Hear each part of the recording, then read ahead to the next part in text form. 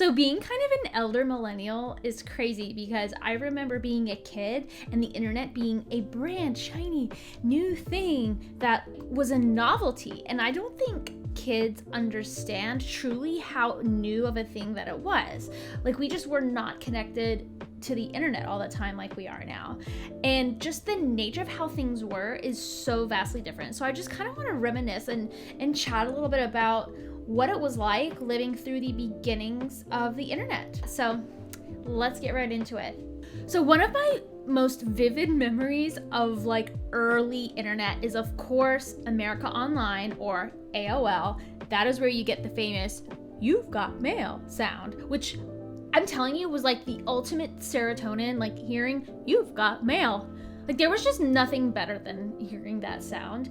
Well, maybe besides the door opening and closing when your crush came on AOL Instant Messenger. So the beginning of AOL, I mean, it was this whole new platform. Like, this was our gateway to the internet, and the dial-up sound.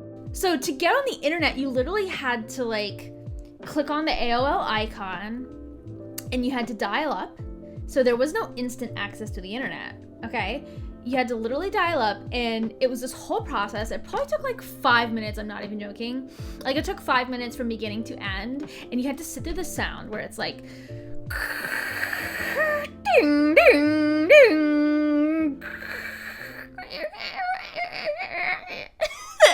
and then it would open to the screen, "You've got mail," if you had mail. If you didn't, I don't think it said anything. I don't remember. If you remember, let me know. So yeah, and then you had all these sections. You had like news, and you had chat rooms and all this stuff. And I, of course, loved the chat rooms. Okay. It was just so exciting, and honestly, it was not the most safe place to be as a kid. I mean, literally, I was catfishing people with pictures of like 90s supermodels. Why was I doing that? I mean, I did have like an older best friend. She was like 5 years older than me. A little bit of mischief here and there, nothing crazy. But yeah, I remember like totally catfishing someone who I guess we thought was an older man. And we're like, "Oh yeah, this is me. Like, I'm a model in California, and I'm gonna show you like who I was trying to pass myself off as." Yeah, like, why did I think that this was gonna pass? But for some reason they believed it. They were like, "Oh wow, you're so hot." Yeah, totally strange.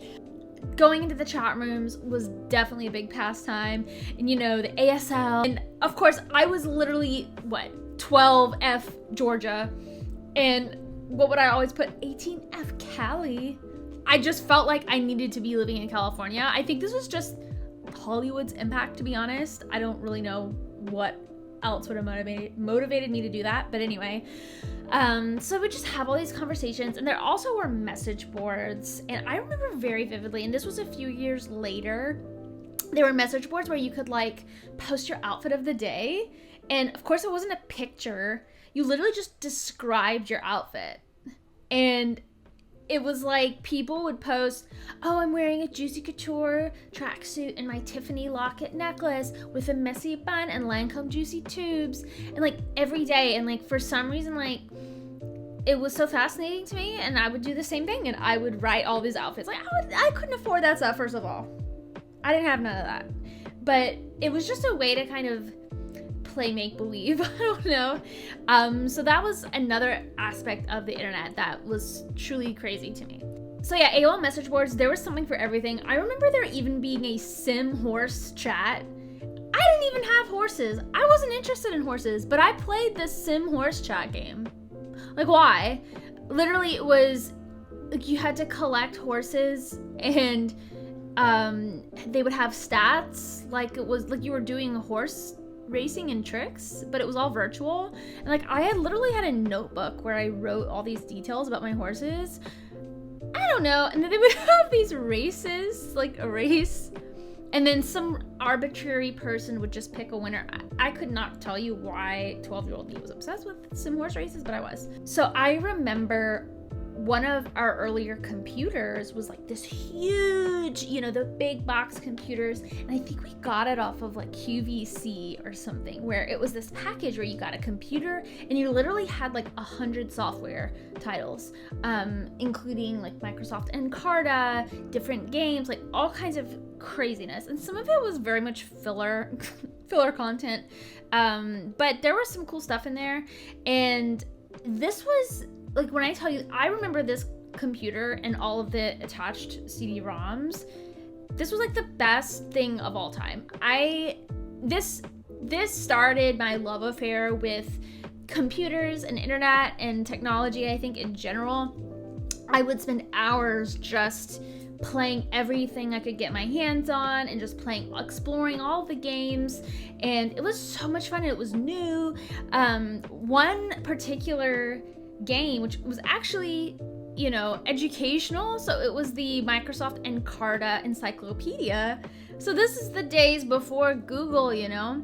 I guess we did have Ask Jeeves, but Jeeves, you know, he was just an online butler, and sometimes he didn't want to work hard, so he wasn't very reliable. But the Microsoft Encarta Encyclopedia, like, you could just research anything. I want to learn about dolphins, and you could read about dolphins, and they would have little interactive videos and little interactive pictures and all kinds of stuff. And as a kid, like, wow, it was so fascinating, you know? And they had this one game called Mind Maze, and it was like this medieval themed game.